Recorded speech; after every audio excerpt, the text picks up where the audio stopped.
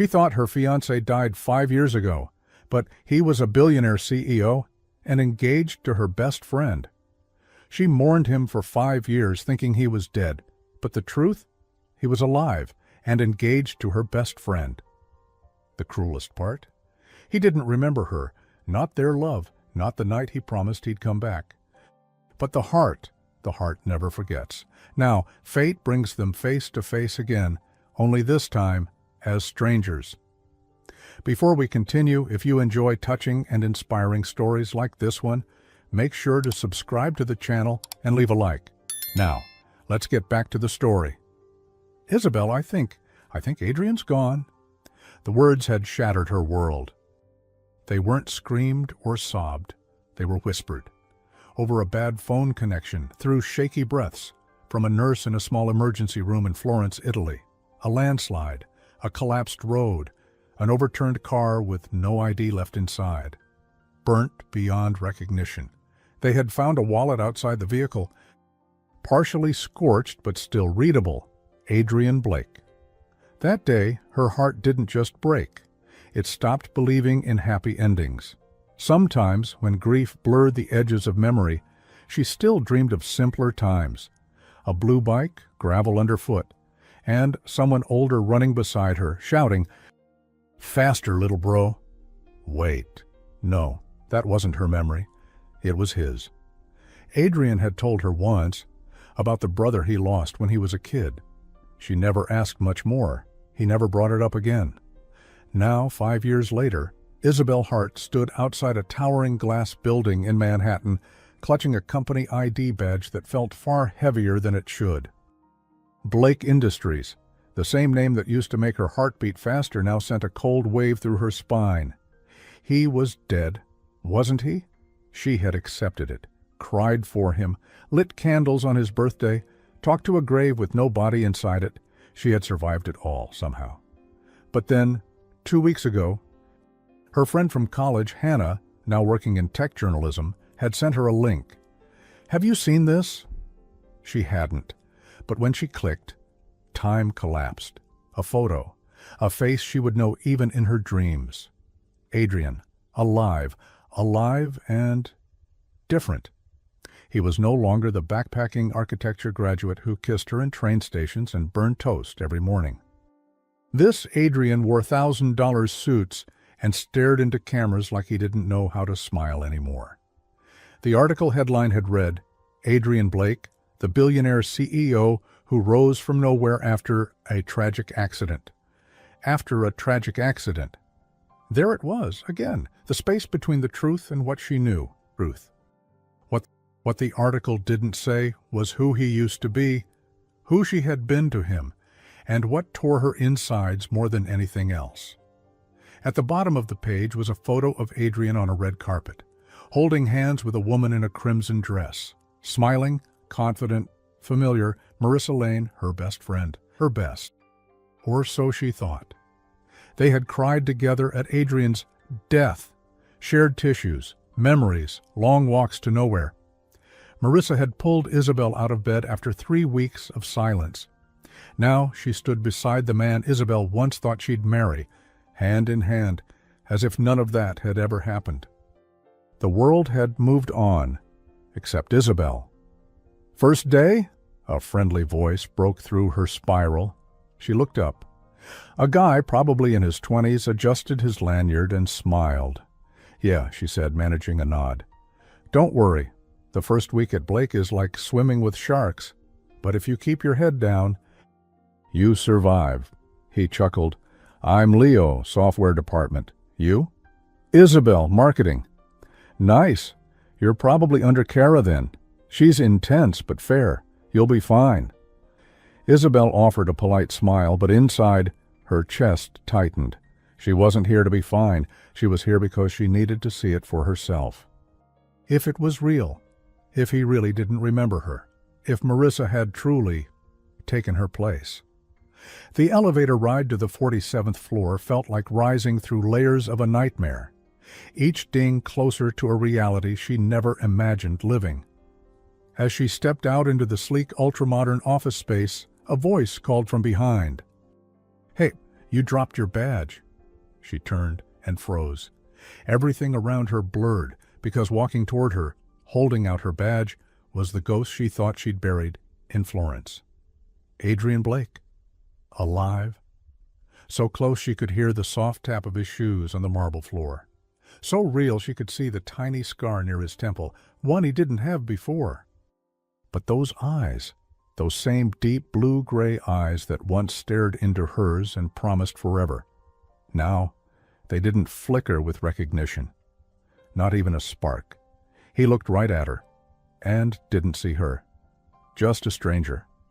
"Oh, thank you," she managed, taking the badge from his hand, her fingers brushing his by accident. For a second, just one, something in his expression shifted, the slightest tension. A pause in breath, but then he blinked. Gone. "You're new?" His voice was calm, clipped, CEO polished. "Yes," Isabel said, keeping her voice steady. "Marketing team." He nodded once. "Welcome to Blake Industries." She wanted to scream. To shake him, to say her name, to ask if he remembered the little cafe in Venice where he proposed. The dog-eared copy of Wuthering Heights he left notes in for her. The day they got lost in the mountains and kissed under a sky full of stars. But she couldn't, because he was looking at her like she was just another employee. And worse?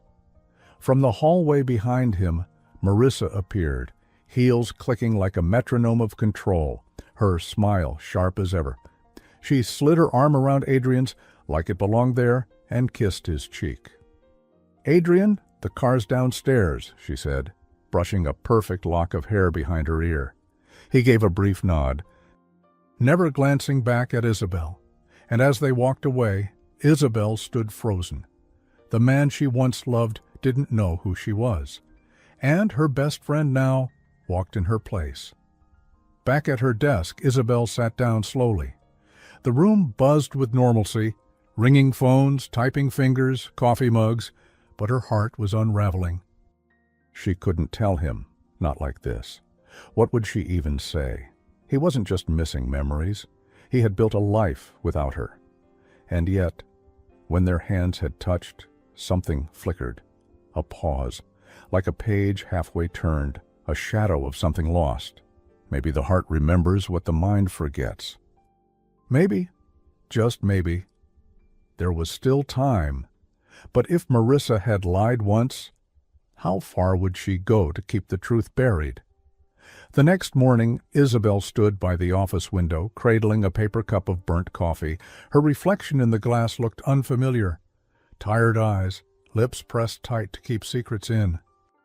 It had only been one day, and already she felt like she was drowning in a life that wasn't hers anymore. Across the glass partition, Adrian sat at the head of the executive boardroom. He was unreadable. Crisp suit, calm posture, fingers laced as he listened to a financial analyst ramble about projections and market shifts. Not once did he glance her way, but Isabel couldn't stop watching him. Every tilt of his head, every frown, every pause before speaking, it was all him. The man who once built her a shelf because she said she needed a place for memories. The man who used to burn pancakes on Sundays and laugh like he didn't care. Except now, he didn't laugh.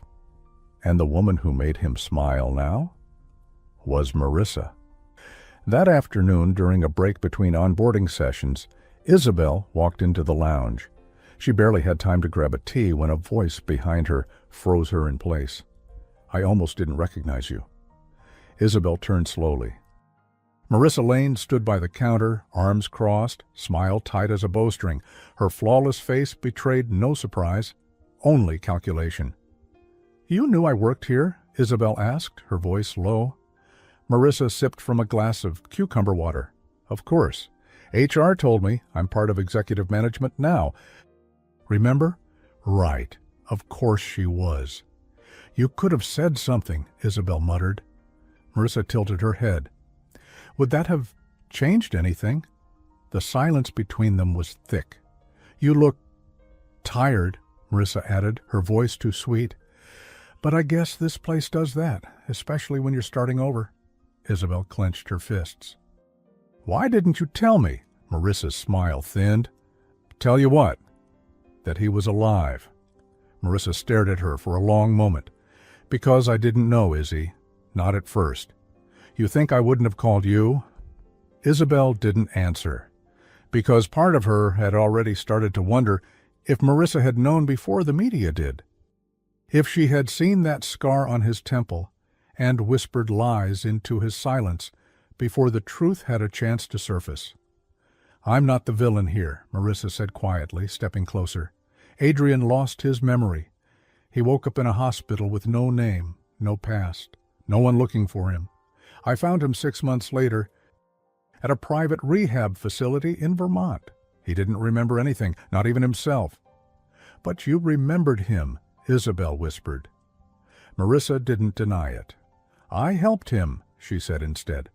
"When everyone else thought he was just a John Doe, I stayed. I fought for him when no one else would." "You took him," Isabel said, voice trembling. "I saved him," Marissa snapped. Their eyes locked, and for the first time, the polished surface of Marissa's charm cracked. "I'm the one he knows now," she said, quieter. "Not you." Isabel felt her throat tighten, but she held her ground. "You can lie to him all you want, but his heart remembers me." Marissa's jaw clenched.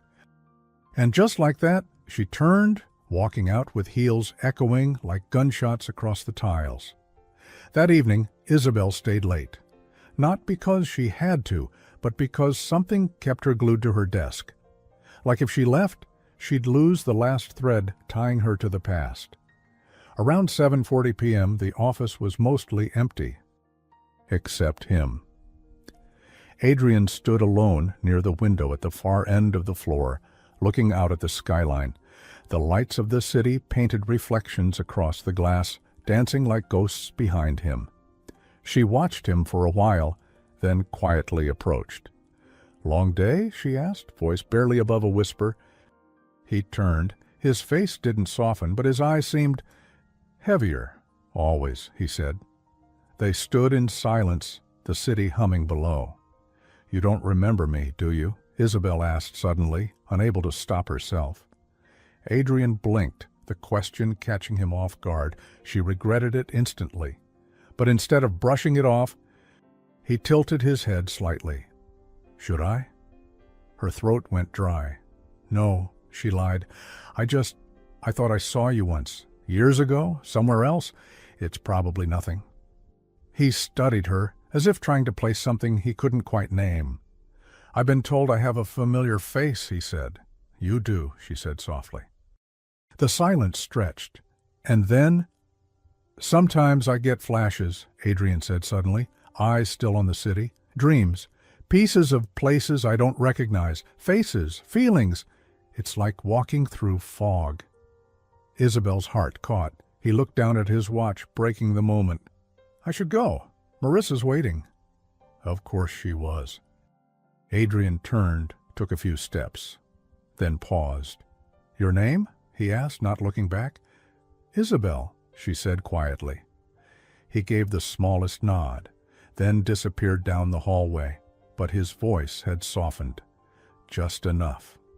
As Isabel packed her things to leave, she pulled open the side pocket of her backpack and found something that hadn't been there before. A folded napkin from the cafe downstairs, her tea from earlier. Someone had scribbled on it.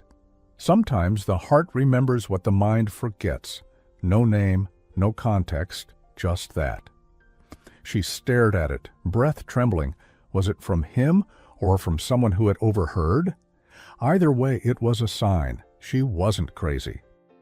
Something inside him was still reaching for her, but if she wanted to bring him back, she'd have to be brave enough to stay in his world, even if it meant watching him love someone else, for now. Marissa stood in front of her mirror, adjusting her pearl earring with practiced ease. Behind her, the skyline glowed through the floor-to-ceiling windows of the penthouse Adrian had bought 6 months ago. Everything looked perfect. But perfection, she knew, was a performance. One mistake, and the illusion shattered.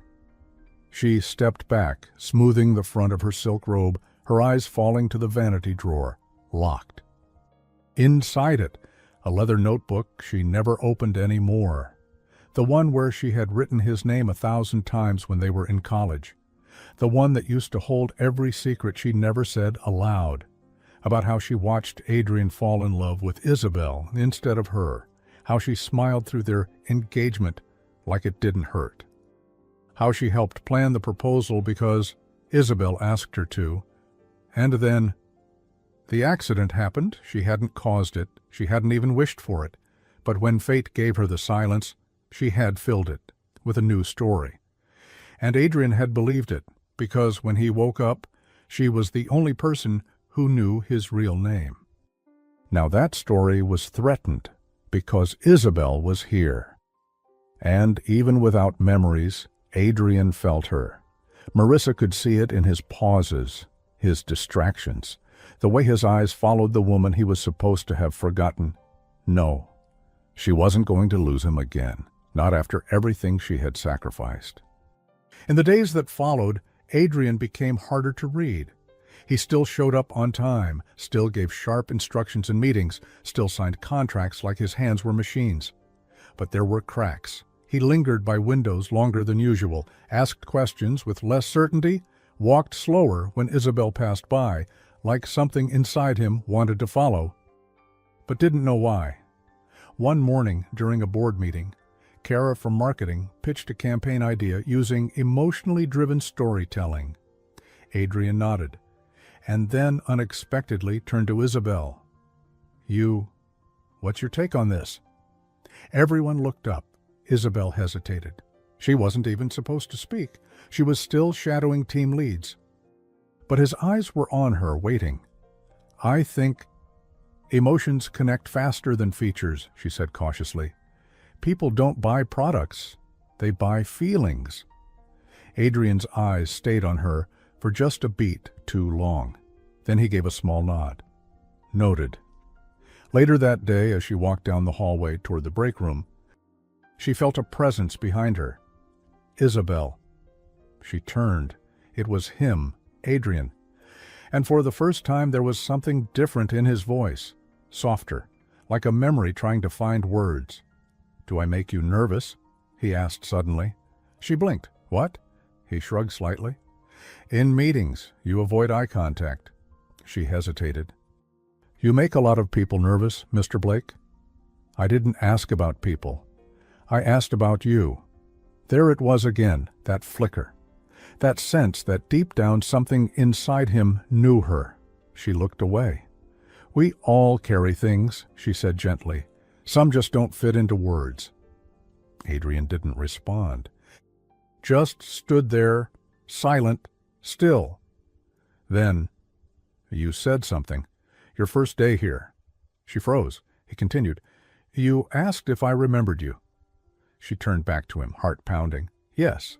Why? Because you used to, she said. It slipped out before she could stop it. He took a slow step forward, his eyes narrowing just slightly. Did we meet before? Yes, she whispered. His breath caught just barely. Then he looked down at his hands, like they should remember something his mind couldn't. I see you, he said quietly, and I feel like I'm supposed to know more than I do. Isabel's eyes welled. He was so close. So close. Oh. But before she could say more, Marissa's voice echoed down the hall. There you are! She was suddenly beside them, looping her arm through Adrian's like it belonged there. I've been looking all over. Dinner with the investors is in an hour, remember? Adrian blinked, pulled back into the performance of his life. Right, he said, stepping away from Isabel. Marissa gave her a too-sweet smile. Isabel, she said, are you okay? You look pale. I'm fine, Isabel said, backing away. I was just heading back to my desk. She walked fast, fighting the lump in her throat. Behind her, Marissa's voice was low, but she caught one word. Boundaries. That night, Isabel sat on the edge of her bed staring at an old photo in her hand. It was from a trip they took to Montauk. Her hair was wild from the wind. Adrian was kissing her cheek. Neither of them looked rich or important or lost, just real. She remembered how he used to tuck her hair behind her ear when she was upset. How he knew when she was lying, not with words but with her eyes. He had always seen her. Now he looked straight at her and saw nothing. But something had shifted. He had asked. He wanted to remember. And Marissa knew it, which meant it was only a matter of time before she made a move. Isabel had been silent long enough. Maybe the truth couldn't bring the past back, but it could stop the future from becoming a lie. The next morning, a message was waiting for her in the elevator. A handwritten note taped to the mirrored panel. No signature. "Tonight, rooftop, 10:30. Don't tell anyone." She stared at it, heart thudding. Was it from Adrian? Had he remembered something? Or was it a trap?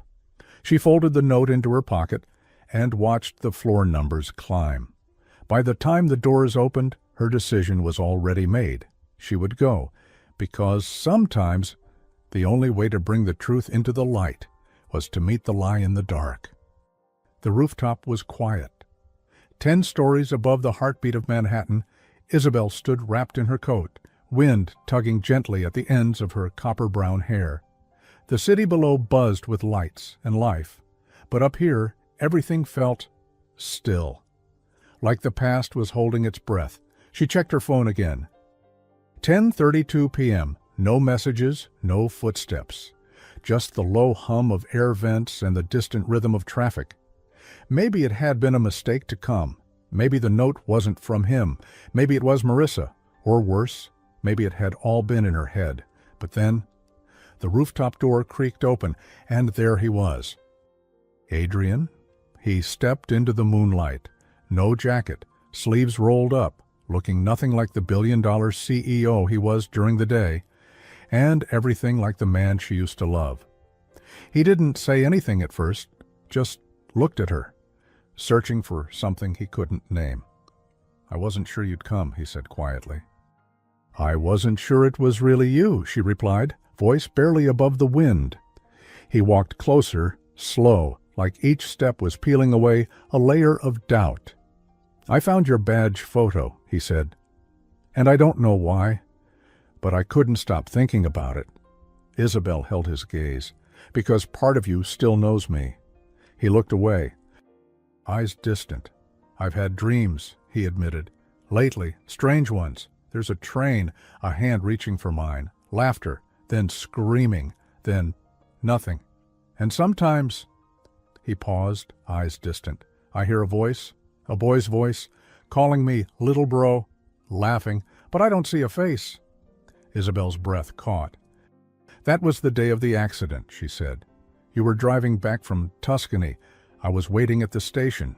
We were supposed to meet in Rome." He blinked, as if trying to pull pieces from fog. "I've heard your voice before," he whispered. "Not in the office, in my dreams. I wake up, and it's there, like music I can't name." A tear slipped down Isabel's cheek. Unnoticed, he stepped closer. "I know Marissa. She's constant, safe. But with you—" He paused. "There's noise in my chest, like thunder I can't quiet." Isabel's lip trembled. "That noise?" she said softly. "That's love." Adrian looked at her, then truly looked, and something in his expression cracked. "I don't remember you," he said, his voice almost breaking.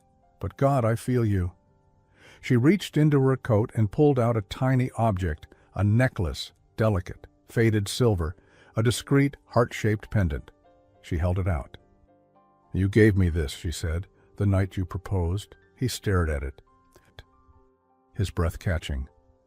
"I remember a ring," he whispered, "a box, kneeling, but not her face, not Marissa's." "It wasn't hers," Isabel said. "It was mine." Silence. "Wind," a truth finally said aloud. Adrian took the necklace, turning it over slowly in his fingers. "I don't know who I am anymore," he said, pain flickering behind his eyes. "Every part of my life feels built on glass."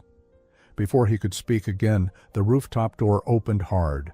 Marissa stepped out, heels sharp on the concrete, coat swirling in the wind. "You couldn't stay away, could you?" she said quietly, eyes fixed on Isabel. Adrian turned, startled. "Marissa?" She cut him off, voice calm but cold. "I stayed when no one else did. I sat by your bed. I fought for you." She turned to Isabel. "You weren't there." Isabel stood her ground. "They told me he died. I went to the funeral. I mourned him for years." Marissa's eyes narrowed. "And now you show up, hoping to rewrite everything." "I came back," Isabel said gently, "because he deserves to remember who he really is." A beat of silence. Adrian looked between them, torn, breath shallow, confusion flickering in his eyes. "I don't know who to believe," he said, barely above a whisper. "But I can't do this right now." He turned and walked away. Not in anger, not with resolution, just broken, leaving them both behind, the night colder than before. Later that night, Isabel sat alone in her apartment, replaying every word, every look, every breath. Her heart ached. He hadn't chosen her. But he hadn't chosen Marissa either. He was somewhere in between the past and the present, trying to crawl back to the truth inch by inch. And the worst part, he might remember too late. In the penthouse, Marissa poured herself a glass of wine, hands shaking. She'd seen the look in Adrian's eyes. He wanted to remember, and if that happened, everything she built would fall apart, unless she stopped it first. She walked to her locked drawer, pulled out her old journal, and stared at the one page she had ripped out years ago. A photo, blurry, taken from a distance. Isabel and Adrian in Italy. Holding hands. She thought she'd burned all the evidence, but one always slipped through the cracks. Her hands trembled as she picked up a lighter. The flame flickered, and the past, once again, was at risk of going up in smoke. Adrian couldn't sleep. It was well past 2 a.m., and the city outside his bedroom windows flickered with restless life. But inside his mind there was only silence, and her face, not Marissa's, hers, the woman with the green eyes that looked like home, the woman who had said things no stranger should know. Isabel. The name pulsed in his chest like it had always been there. He stared at the pendant she'd given him, small, delicate, sitting in his palm like a memory trying to breathe. It felt wrong to hide it. But he wasn't ready to show it either. He had been lied to once already. And if there was one thing Adrian Blake had learned in 5 years of building empires, it's that trust is more fragile than glass. The next morning, Isabel sat at her desk, staring at the same screen she hadn't touched in 10 minutes. Emails blurred together. The coffee tasted like cardboard. Her stomach hadn't unclenched since the rooftop confrontation. And yet, her phone buzzed. From unknown number. "I need to know the truth. Meet me, 6 p.m. No one else. Washington Square Park. Her hands trembled. He wanted answers. Maybe he was ready to hear them. But she also knew what that meant. She had to tell him everything, even the things that would hurt. Across town, in a private suite at Blake Industries, Marissa stood beside Adrian's assistant, Julie, holding a folder she had no business touching. "I just need access to his travel records," she said smoothly. "Personal file, vacation logs, anything before the accident." Julie hesitated. "I'm not sure I can—" Marissa leaned closer, voice quiet and dangerous. "He's my fiancé, Julie. I'm not asking." "I'm protecting." Julie hesitated, then typed in a code. The screen unlocked. Marissa's eyes darted across the files, scrolling until she found it. Adrian Blake. Personal travel. Archive. 5 years ago, a train ticket. Florence to Rome. Date. The day of the accident. Her hands gripped the edge of the desk. He was going to see Isabel that day, and Isabel had never told him that. Marissa smiled bitterly. Truth was dangerous. But half-truths, those could destroy someone faster than any lie. That evening, the sun dipped low over Washington Square Park. Children played near the fountain. Musicians strummed guitars under the arch. Everything felt too peaceful for the storm about to break. Isabel stood by the bench near the west entrance, heart racing. Then she saw him. Adrian, alone, hands in pockets, eyes locked on hers like she was the only person in the world. "I came," he said. She nodded, swallowing hard. "Thank you." They sat in silence for a moment. Pigeons flittered across the pavement. Someone laughed nearby. Finally, Adrian spoke. "Tell me everything." She took a deep breath. "You were studying architecture. I was teaching English online and painting on the side. We met in Florence.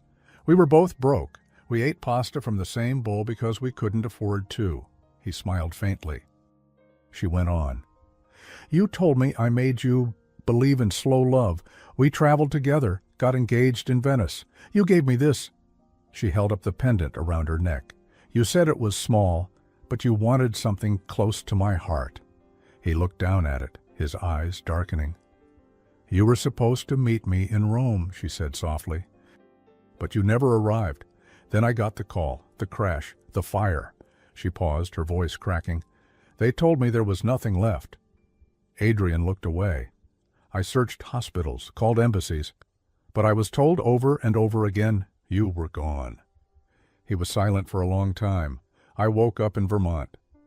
No ID, no name, just headaches and confusion and her. Marissa," Isabel whispered. He nodded.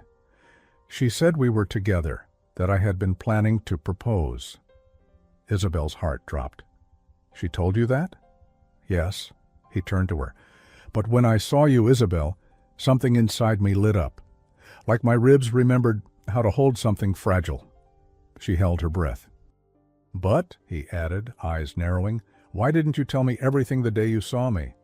"I tried," she whispered. "I was scared. You looked at me like I was a stranger. And Marissa," she had already rewritten the ending. Adrian stood slowly. "I want to believe you, but my life has been rebuilt on blank spaces. And now 2 different women are telling me 2 different truths." He looked down at her, not cold, but unsure. "I don't know who I am yet," he said, "but when I do, I'll know who you are too." And he walked away again, leaving her with nothing but hope and fear.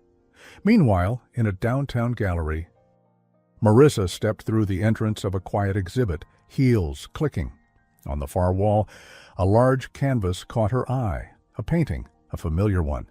Adrian, sitting on stone steps, sketchbook in hand. Next to him, a woman with red hair laughing mid-spin. Marissa's eyes locked on the painting. She didn't need to read the plaque. She already knew the title, What I Almost Lost. Her jaw clenched. The plaque read, "Artist Isabel Hart, year 2019. Medium, oil on canvas. Collection, Florence series." She stared at it for a long moment. Isabel's brushstrokes were soft, but the emotion hit like a punch. The way Adrian's smile tilted. The way Isabel leaned into him mid-laugh. It was raw, honest. And for a second, just one, something twisted in Marissa's chest. Not rage, not jealousy, something deeper. The quiet ache of knowing she had only ever been part of the aftermath. For a moment, Marissa didn't hate. She only wished she had been chosen. But the wish lasted less than a breath. Because chosen or not, Isabel was here, and she wouldn't leave alone. Then she blinked, straightened her back, hardened her gaze. People knew, people had seen. And if Adrian ever came here, the truth would hit like a bomb. Marissa's eyes darkened. It was time to stop playing defense. That night, Isabel returned home to find her apartment door slightly ajar. Her blood ran cold. She pushed it open carefully. Nothing seemed stolen, except her photo album was gone. The one with all the pictures of her and Adrian, the one she had hidden under her bed, on her mirror, written in lipstick. Some memories should stay buried. She stared at the words. Shaken. Marissa wasn't just scared now. She was ready for war. Adrian stood in the center of his penthouse living room, surrounded by silence. No music, no Marissa, just the strange weight of not knowing who you are, and slowly realizing someone might have built that identity for you. He stared at the pendant in his hand again, that little silver heart. It had become an anchor in a sea of doubt. There was one thing he was sure of now. He couldn't trust what he'd been told. Not fully, not without seeing the evidence himself. He needed answers, not emotions, not memories, facts. And if no one was going to give him the truth, he'd find it on his own. By noon, Adrian had cleared his afternoon schedule. He walked into Blake Industries' private records room, a digitized archive with security most employees didn't even know existed. The only two people with unrestricted access? Adrian himself and Marissa. He scanned his fingerprint and walked in. Rows of screens glowed to life. He typed, "Florence, Italy, 5 years ago?" Nothing. Then something caught his eye. An internal report marked Private File ML. He hesitated, then opened it. Missing person search initiated by Marissa Lane. Patient X, unidentified male. Post-trauma. Located at Eastbrook Rehabilitation Center, advised to avoid external contact until condition stabilizes. Advised to avoid external contact? He scrolled further. Attached was a scanned hospital intake form from Eastbrook. Patient name? Unknown. No emergency contact listed. But the signature under next of kin read, Marissa Lane. He stared at it. She'd claimed to be his family, his fiancée, his only visitor. There was no mention of Isabel, no notice posted anywhere public, no attempt to search for a missing man with his description. Not one. His hands began to tremble. He opened another file, and there it was. A scanned photo from Florence. The one Marissa had told him was destroyed in the accident. Him, Isabel, laughing under an umbrella, dated 2 weeks before the crash. She knew, Marissa knew everything, and she'd buried it all. Meanwhile, Isabel sat in a quiet coffee shop across from Leo, the programmer she'd met on her first day. His brow furrowed as she slid a flash drive across the table. "You want me to decrypt this?" he asked. "It's from the company archives," she said. "I know it's a risk, but if there's anything in here, photos, emails, reports from 5 years ago, I need to see it." Leo hesitated. "This kind of access, it's not exactly in my job description." "You think someone altered his records?" "I know it," she said. He exhaled. "Okay, I'll have to bypass a couple of flags, but I can do it. Just don't tell anyone I helped." She nodded. "Give me 2 hours." Back in the penthouse, Marissa walked through the front door carrying shopping bags, her lipstick perfect, her smile ready. "Babe," she called out, "I found that vintage Bordeaux you like." But the living room was empty, except for one thing, a photo, placed on the glass table. It was the picture from Florence. She stared at it, her heart plummeting. Then she turned, and Adrian was standing in the doorway to his study, holding a manila folder in one hand. His face was stone. "You told them I was dead," he said quietly. Marissa froze. "Adrian, you told the hospital I had no one, that you were my family, my fiancé." "I was your family," she snapped. "You had no one else? No one was coming for you." "You didn't even try," he said. "You saw a blank slate and wrote your name all over it." Tears welled in her eyes, not just fake ones this time. "I loved you," she whispered. "You loved who you wanted me to be," he said. Silence. Then Adrian took one last look at her and walked past, straight to the elevator. He was done believing someone else's story. Now he was ready to find his own. Later that evening, Isabel met Leo again, this time in a quiet side hallway near the employee lockers. "I found something," Leo said, handing her back the flash drive. "But you're not going to like it." She plugged it into her work laptop and opened the file. Video footage, a hospital lobby, a nurse's desk, and then Marissa, walking in with a forged ID, introducing herself as fiancée of the unidentified patient. A few seconds later, she slid a small envelope across the desk. Cash. "I want this patient moved. Private wing. No visitors," she was saying. Isabel's stomach dropped. This wasn't just manipulation, it was theft. Of an identity, of a future, of a life that was never hers to claim. That night, Adrian knocked on the door of a modest apartment in Brooklyn. Isabel opened it, stunned. "I remember the way your hair felt in my hands," he said softly. Her breath caught. "I don't remember the day we met, or what I said when I first kissed you, but when I saw that photo, the one she hid, it all started to come back." She stepped aside, letting him in. "I still don't have every piece," he said, "but I know what the edges feel like." He reached into his coat and pulled out something wrapped in cloth. It was the ring, the one from Venice. "I found it in my things, hidden." Isabel stared at it, eyes full of tears. "You chose me once," he said, "before the silence, before the lies." He placed the ring on the table. "I need time to remember on my own, but I wanted you to know I'm not hers anymore." Isabel reached for his hand. "You never were." They stood in silence, palms pressed together, hearts uncertain, but finally, undeniably, beating in the same rhythm again. Across town, Marissa sat alone in a dark room, watching the city lights through tears. She poured another glass of wine and opened her journal again.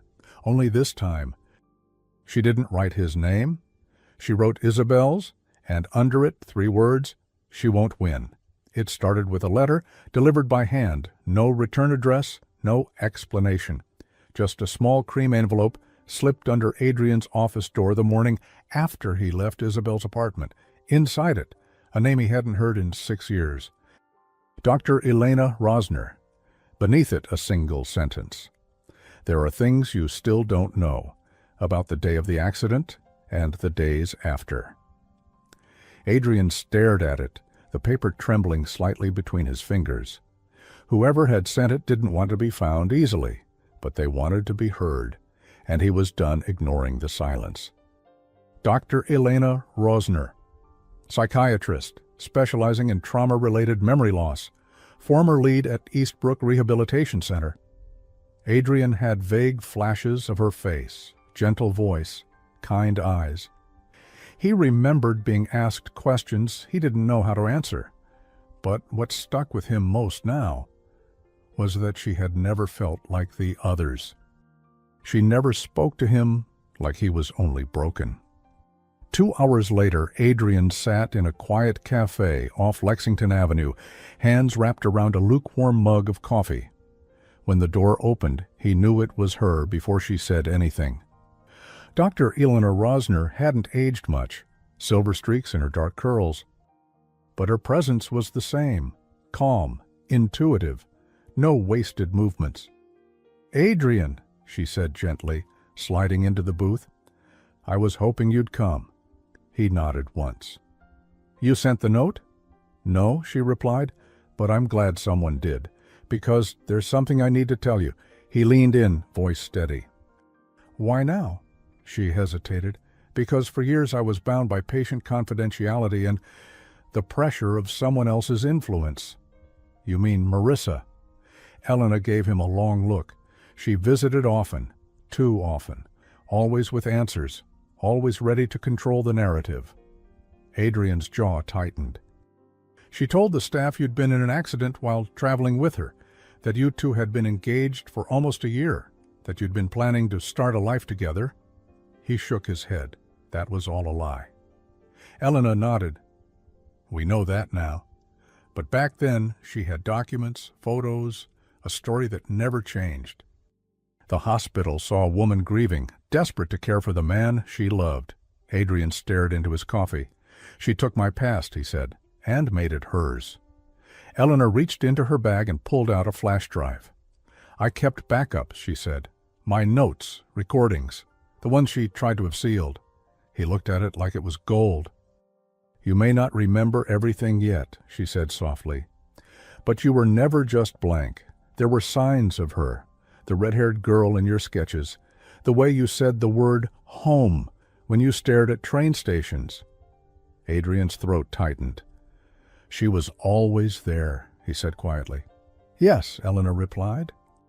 Even when you didn't know her name. Meanwhile, at Blake Industries, Isabel stepped off the elevator into chaos. Half the marketing team was in a frenzy, phones ringing, Slack messages flying. What's going on? She asked Leo, who looked up from his screen with panic in his eyes. Someone leaked internal photos from the archives, he said. Old security footage, private travel logs, emails. Her blood ran cold. What kind of emails? He showed her the screen. They were hers. Old messages from years ago, during the search for Adrian. Some out of context, some doctored. One had been edited to look like she wrote, "Maybe it's better if he's gone." Isabel felt the floor tilt under her. What is this? Leo bit his lip. HR flagged it. Someone's accusing you of exploiting your connection to the CEO. They think you're faking the whole thing to manipulate him. No, she said quickly, heart pounding. That's not... But it didn't matter. The narrative had already spread. Whispers. Stares. And one headline already posted online. Love or leverage. Mysterious employee claims past with CEO Adrian Blake. And underneath it, a photo of Isabel walking into the building with Adrian from 3 days ago. Isabel backed away from the screen, her hands cold. She didn't need a memo to know who had done this. Marissa. It was all out war now. That night, Isabel stood in her apartment packing, not because she wanted to leave, but because she couldn't risk destroying Adrian's life with a scandal now tied to her name.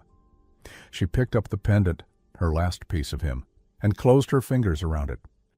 A knock sounded at the door. She froze. Another knock. Slow, steady. She opened the door, and there he was. Adrian. His eyes looked tired, but clear, like someone who'd finally woken up. I know the truth now, he said. All of it. She didn't speak. She couldn't. He stepped in, gently pushing the door closed behind him. Dr. Rosner gave me the records, he said. The notes, the tapes. Marissa lied about everything, his voice cracked, and she tried to ruin you because she knew the truth was finally reaching me. Isabel's eyes filled. She leaked the photos, the emails, she whispered. She's destroying my name. Not anymore, he said. Stepping closer, he pulled something from his pocket, his phone, and tapped the screen. A message already scheduled to go live. A statement. Public. Signed. I was engaged before the accident. Not to Marissa Lane. To Isabel Hart. He looked up. I'm taking back my life. All of it. She gasped softly. Tears streaming, and then he did what she thought he never would. He reached out, pulled her close, and kissed her. Not a perfect fairy tale kiss. A kiss full of pain, history, longing, and recognition. Like a clock restarting, like two timelines finally converging. When they pulled apart, he held her face in his hands. I don't remember everything, he said, forehead resting on hers, but I remember how I feel with you. And that was enough. Across town, Marissa watched the statement hit the internet. She stared at the screen, unmoving, as everything she had built began to collapse in real time. Investors pulling out, clients withdrawing, her own name trending for all the wrong reasons, and above all, she had lost him. Not to a stronger woman, but to a memory she could never erase.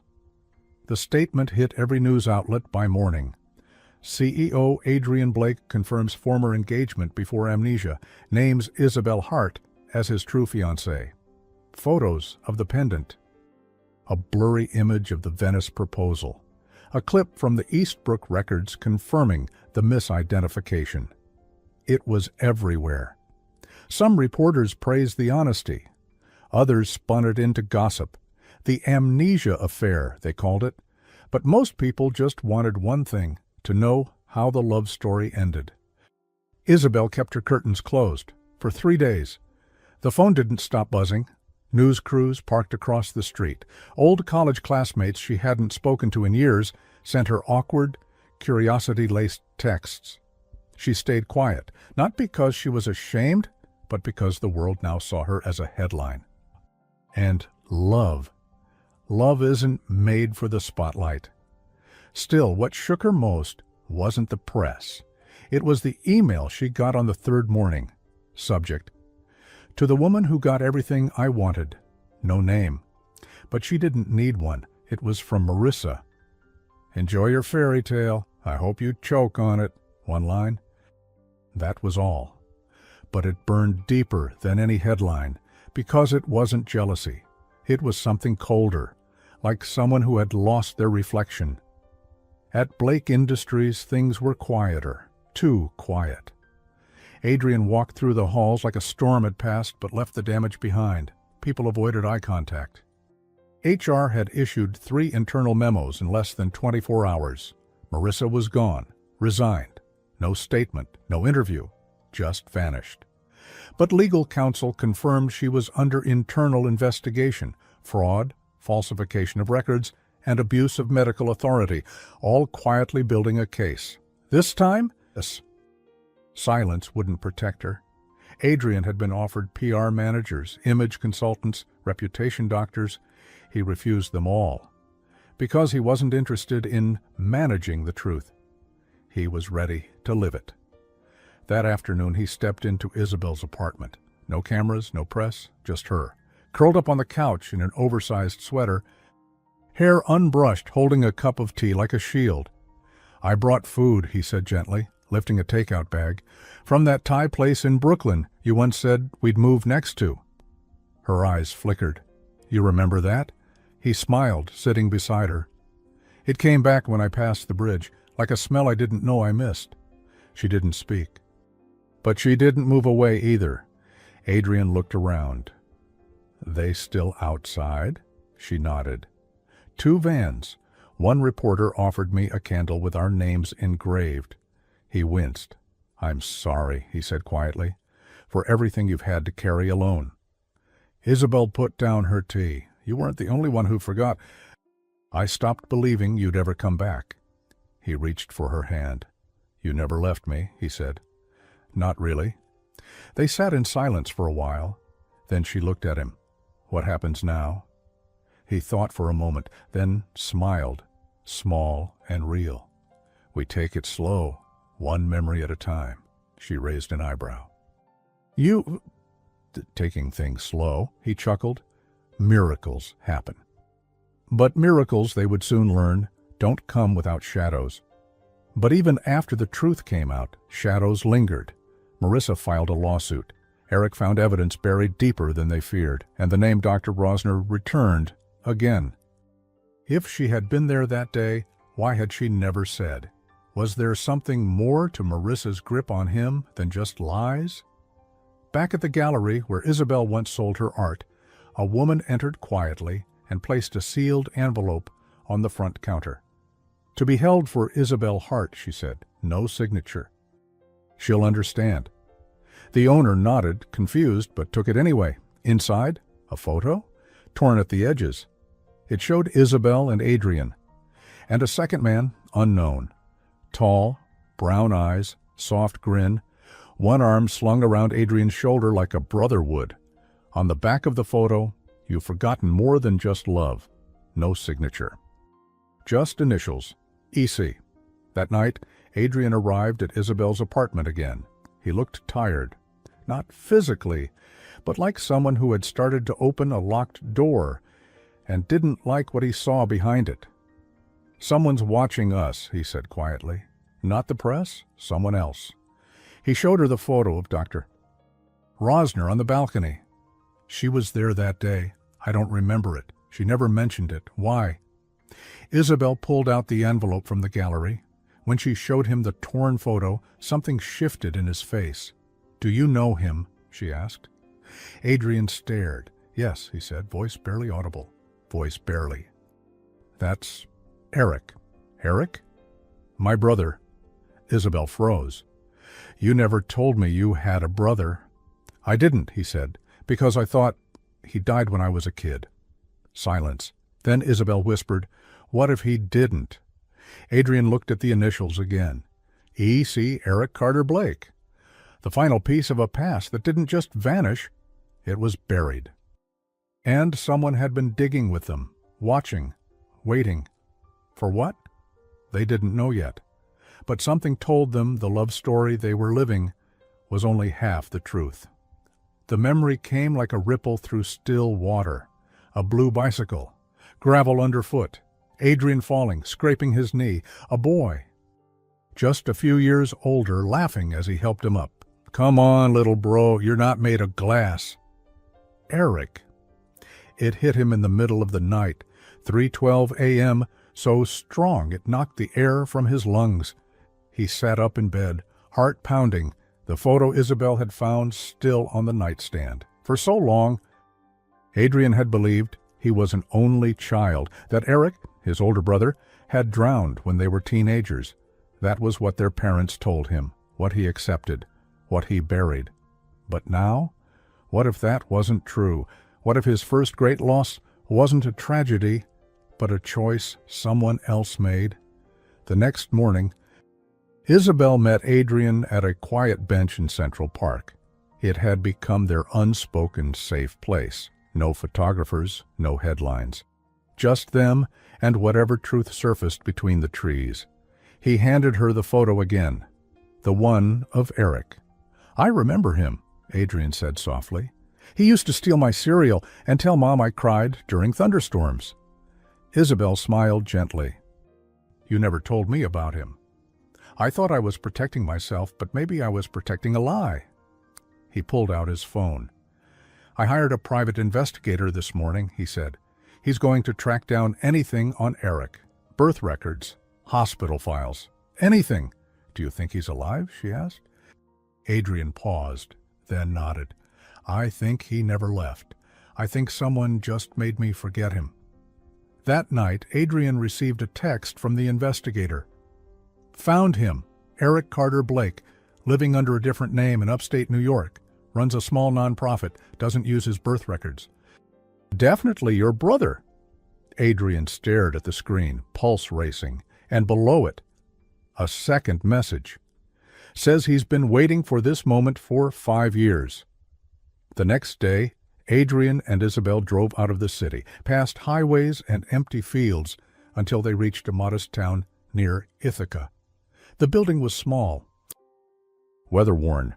A sign out front read, "Second Chance Foundation, Community Shelter and Support." Inside, a man stood near the back wall, painting over graffiti with practiced ease.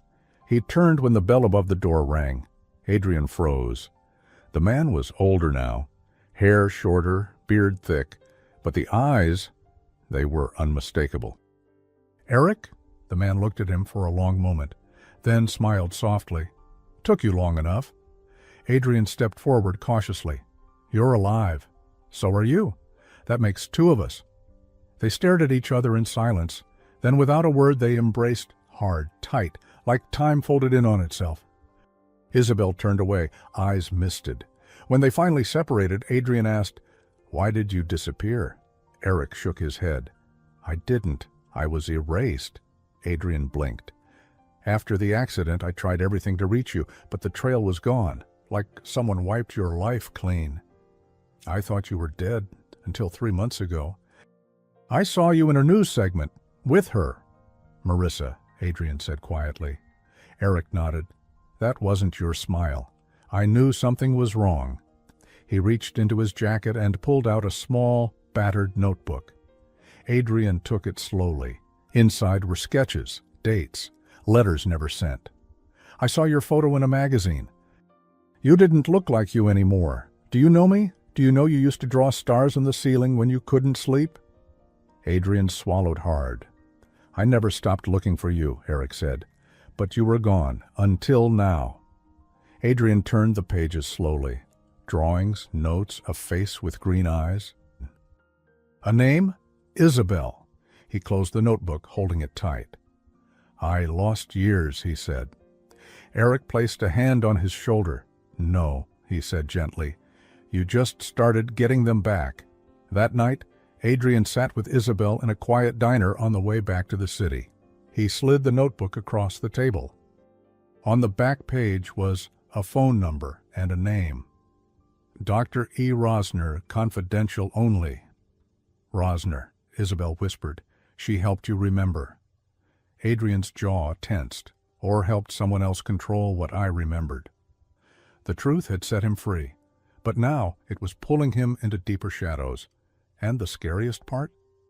He wasn't sure who he'd be when all the memories finally came back. Back in the city, Isabel stood in front of a mirror, adjusting her earrings. She looked calm, but inside she was trembling. Adrian had asked her to come to the Blake Foundation's charity gala that night, publicly, with him. It would be their first appearance together since the truth came out. The press would be there, the whispers, the eyes, and maybe even Marissa. But she was done hiding. She had loved him when the world thought he was dead. She could love him now, even if it meant facing every ghost in the room. The Blake Foundation gala shimmered beneath chandeliers and glass walls. Black ties, golden gowns, cameras flashing. Adrian stepped out of the town car in a midnight suit, hair slightly tousled, jaw sharp. But it was his eyes that made the crowd freeze, focused, awake, alive. And then Isabel stepped out beside him, a petrol blue dress, waves of hair falling past her shoulders. And the pendant, the same one from before. Together they walked into the ballroom, and time seemed to hold its breath. Marissa watched from the second-floor balcony. Her dress was darker this time, her smile tighter. They thought it was over. They thought they'd won. But she still had one card left to play. A folder, a document, a signature Isabel once gave, one that could still ruin her. Because the woman they thought was pure wasn't spotless. Downstairs, Adrian walked with Isabel toward the stage. He was about to make his foundation speech when he leaned toward her and whispered, "After this, I need to show you something." She glanced at him. "What is it?" "A name," he said. "The name of the woman who helped me forget you." Meanwhile, behind the ballroom curtain, a man in a suit handed Marissa a sealed envelope. "Is this it?" she asked. He nodded. "Straight from HR archives. She signed it before she was hired. It'll look like she falsified her identity." Marissa grinned. "Then let's end the story tonight."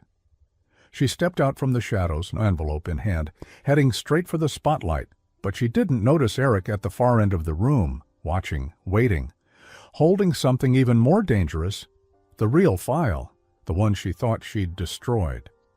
The room went still. Adrian stepped up to the stage as applause began, but he didn't smile. He wasn't here for show. He looked out over the crowd, investors, press, strangers, and then at Isabel, standing quietly near the edge of the ballroom, her eyes fixed on him. She had stood by him in his darkest moments, not to fix him, not to rescue him, but to remind him who he really was. Now, it was his turn. Adrian cleared his throat, voice firm over the mic. "When I lost my memory, I didn't just lose names or dates, I lost myself." The room grew silent.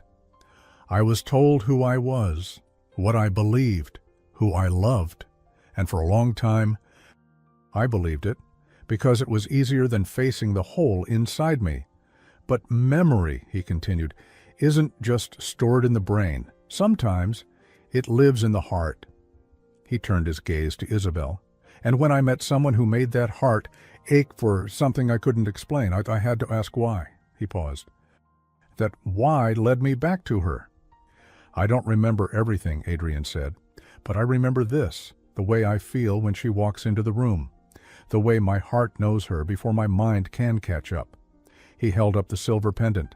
"She didn't come to rewrite my story. She came to give it back to me." A long beat of silence. Then, a slow, rising applause. But Marissa stepped from the side hall, heels sharp, envelope in hand, smile venom sweet. She walked straight to the press table. "This is proof Isabel Hart falsified information to get hired here," she said. "She knew Adrian was alive the whole time and used her position to manipulate him." She pointed to the envelope. "Check the clause where she admits to a prior relationship with the CEO." Cameras flashed. Isabel stood frozen.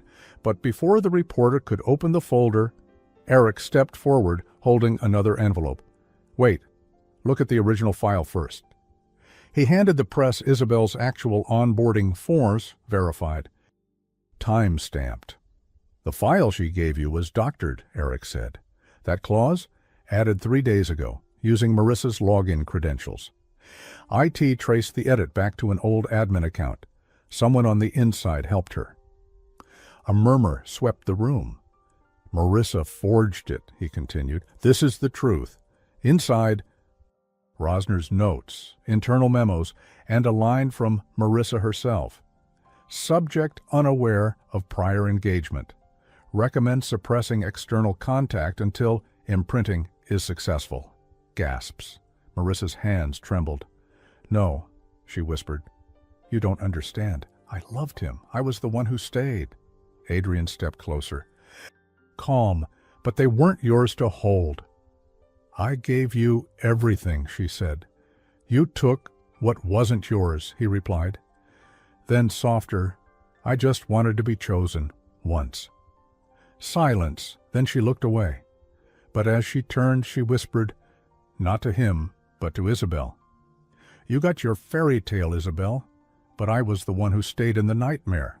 And let him go. Adrian's eyes never left Isabel. He walked toward her slowly, as the world buzzed and faded around them.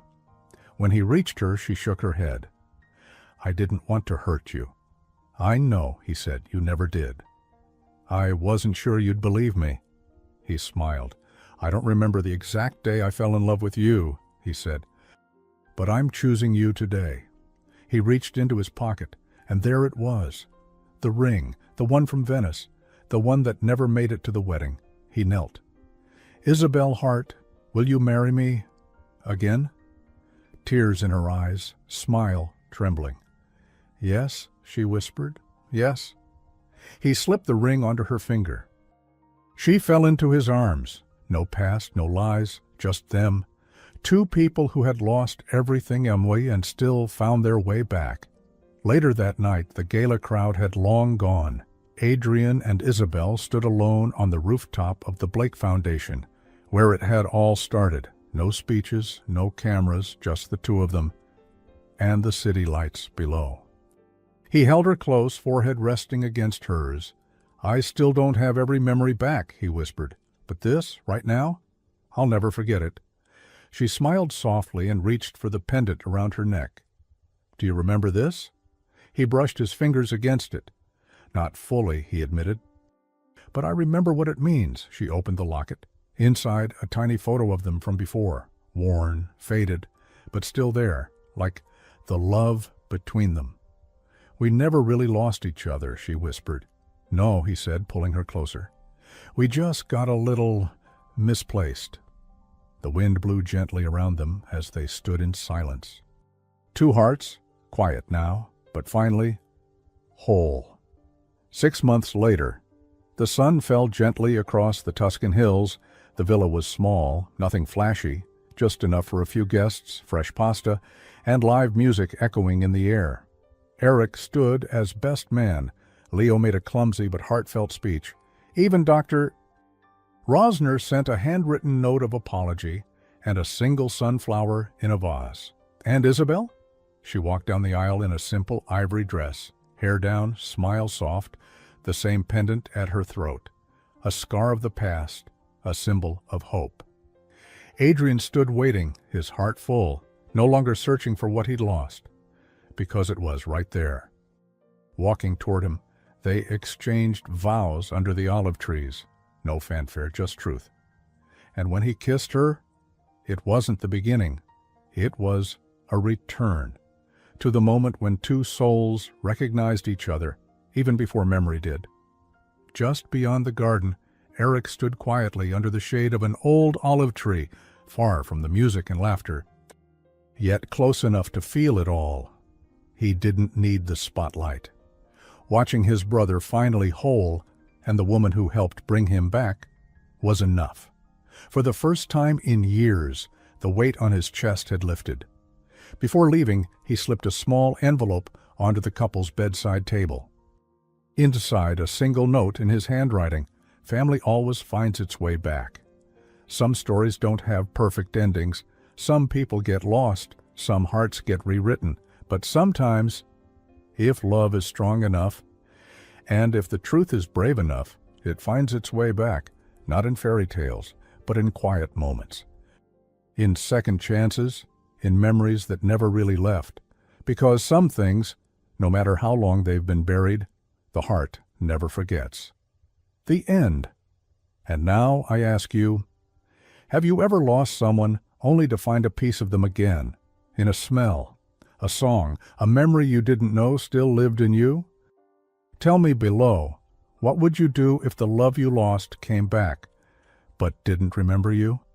Let's talk in the comments, and if this story touched you, don't forget to give it a like. It helps us reach more hearts like yours. And make sure you subscribe to the channel so you don't miss the next story that might just speak to your soul. From 0 to 10, what's your rating for this story? I'd love to know how it made you feel. See you in the next one, because some